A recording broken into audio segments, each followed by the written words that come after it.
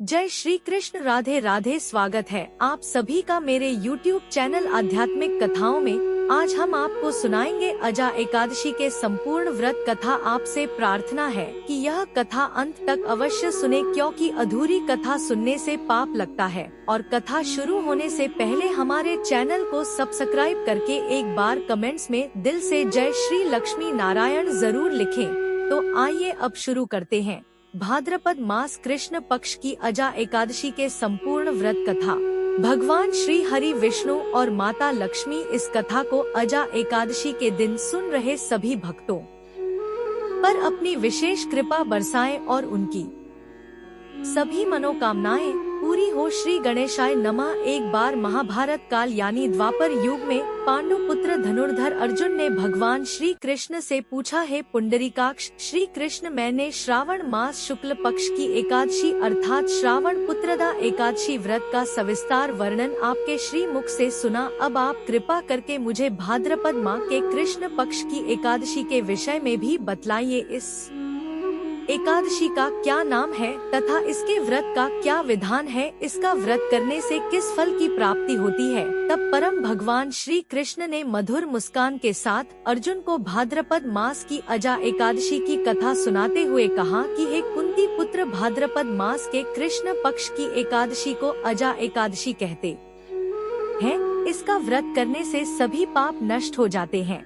इस लोक और परलोक में मदद करने वाली इस एकादशी व्रत के समान संसार में कोई दूसरा व्रत नहीं है। आते हैं अर्जुन, अब तुम ध्यान पूर्वक इस एकादशी की कथा और महत्व का श्रवण करो। पौराणिक काल में भगवान श्री राम के वंश में अयोध्या नगरी में एक चक्रवर्ती राजा हरिश्चंद्र नाम के राजा हुए थे। राजा हरिश्चंद्र अपनी सत्य निष्ठा और ईमानदारी के लिए प्रसिद्ध थे। एक बार स्वर्ग लोक के देवताओं ने राजा हरिश्चंद्र की परीक्षा लेने की योजना बनाई। एक बार राजा हरिश्चंद्र ने अपने स्वप्न में देखा कि ऋषि विश्वामित्र ने उनका सारा राजपाट ले लिया है। विश्वामित्र ऋषि ने उनका सारा राजपाट दान में मांगा है। अगली ही सुबह ऋषि विश्वामित्र वास्तव में राजा हरिश्चंद्र के द्वार पर आकर कहने लगे, तुमने स्वप्न में मुझे अपना राज्य दान कर दिया था। तब राजा हरिश्चंद्र ने सत्यनिष्ठ व्रत का पालन करते हुए अपना संपूर्ण राज्य विश्वामित्र मुनि को सौंप दिया। इसके बाद दान के लिए दक्षिणा चुकाने हेतु राजा हरिश्चंद्र को पूर्व जन्म के कर्म फल के कारण पत्नी, बेटा एवं खुद को बेचना पड़ा। राजा हरिश्चंद्र को एक डोम ने खरीद लिया जो शमशान भूमि में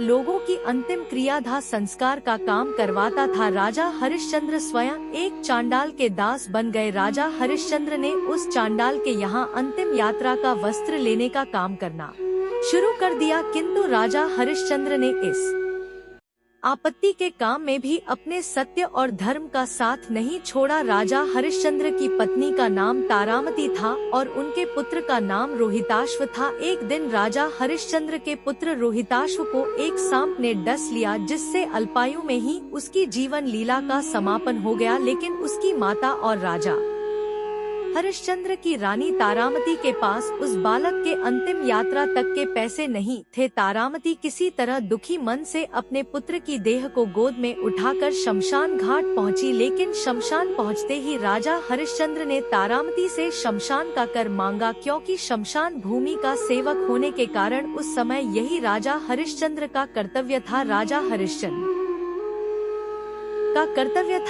हरिश्चंद्र मजबूर थे। शमशान में आने पर कर देना नियम था और राजा हरिश्चंद्र अपने मालिक की आज्ञा का पालन मात्र कर रहे थे। राजा हरिश्चंद्र अपनी पत्नी से बोले कि शमशान का कर तो देना ही पड़ेगा। फिर राजा हरिश्चंद्र ने अपनी पत्नी से कहा कि यदि तुम्हारे पास कर देने के लिए धन नहीं है तो अपनी साड़ी का कुछ भाग फाड़ कर दे दो, उसे ही मैं कर के रूप में रख लूंगा। लाचार होकर राजा हरिश्चंद्र की पत्नी तारामती ने अपने पुत्र की अंतिम क्रिया के लिए अपनी साड़ी फाड़ना शुरू किया और राजा हरिश्चंद्र को कर प्रदान किया। जब इसी प्रकार राजा हरिश्चंद्र को यह काम करते हुए कई वर्ष बीत गए तो उन्हें अपने इस नीच कर्म पर बड़ा ही दुख हुआ और वह इससे मुक्ति प्राप्त करने का उपाय खोजने लगे। वह सदैव इसी चिंता में रहने लगे कि मैं अब क्या करूं? किस प्रकार इस नीच कर्म से मैं मुक्ति पाऊं? एक बार की बात है, राजा हरिश्चंद्र इसी चिंता में बैठे थे कि गौतम ऋषि उनके पास पहुँचे। राजा हरिश्चंद्र ने उन्हें प्रणाम किया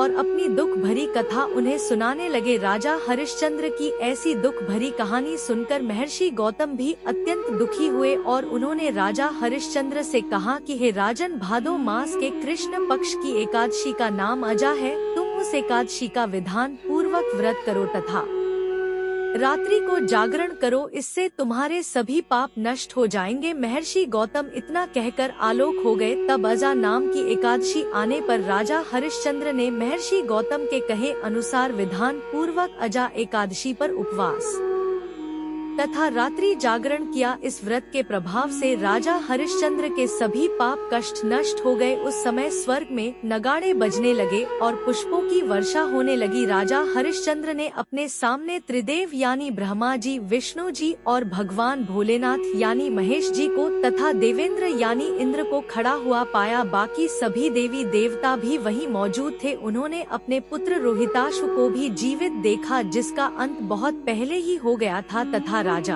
हरिश्चंद्र ने अपनी पत्नी को भी राजसी वस्त्रों और शाही आभूषणों से परिपूर्ण देखा। अजा एकादशी व्रत के प्रभाव से राजा हरिश्चंद्र को पुनः अपने राज्य, धन संपत्ति, सुख सुविधाओं और वैभव की प्राप्ति हुई। वास्तव में गौतम ऋषि राजा के परीक्षा लेने के लिए यह सब कौतुक कर रहे थे। वो गौतम ऋषि साक्षात स्वर्ग लोक में विराजमान देवताओं के इच्छा से प्रेरित थे, परंतु अजा एकादशी के व्रत के प्रभाव से ऋषि द्वारा रची गई सारी माया समाप्त हो गई और अंत के समय में राजा हरिश्चंद्र अपने परिवार सहित स्वर्ग लोक को चले गए। अजा एकादशी की इस कथा को समाप्त करते हुए परम भगवान श्री कृष्ण अर्जुन और सम्राट युधिष्ठिर से बोले कि हे राजन, यह सब अजा एकादशी के व्रत का ही प्रभाव था। जो मनुष्य इस उपवास को विधान पूर्वक करते हैं और इस एकादशी के दिन रात्रि जागरण करते हैं, यानी रात के समय जागते हैं और भगवान का भजन कीर्तन करते हैं,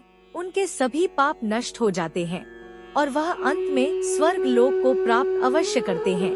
इस अजा एकादशी व्रत की कथा के श्रवण मात्र से ही अश्वमेध यज्ञ को करने का फल प्राप्त हो जाता है। तो प्रेम से बोलिए हरे कृष्णा कृष्णा कृष्णा हरे हरे, हरे राम राम हरे हरे। अब सुनिए एकादशी माता की कथा, जिसे सुने बिना एकादशी का व्रत पूरा नहीं माना जाता। समस्त विश्व में कोई ऐसा नहीं जो एकादशी व्रत की महिमा ना जा हो। सभी व्रतों में सर्वश्रेष्ठ एकादशी व्रत है। सतयुग में शंखासुर नामक राक्षस का एक मोर नामक दैत्य पुत्र था। शंखासुर का वध भगवान विष्णु ने किया था और इससे मोर को बड़ा दुख हुआ था। इसका बदला लेने के लिए वह वन में जाकर घोर तपस्या करने लगा। उसकी तपस्या से ब्रह्मा जी संतुष्ट हुए और विवश होकर उन्होंने उसे वरदान दिया। उसने यह वरदान प्राप्त किया कि उसे कोई भी देवता, दैत्य, मुनि, मनुष्य, शिव या विष्णु हानि ना पहुंचा सके, किसी के हाथों उसका वध न हो सके। यह वरदान पाकर मोर अत्यंत बलवान हो गया। वरदान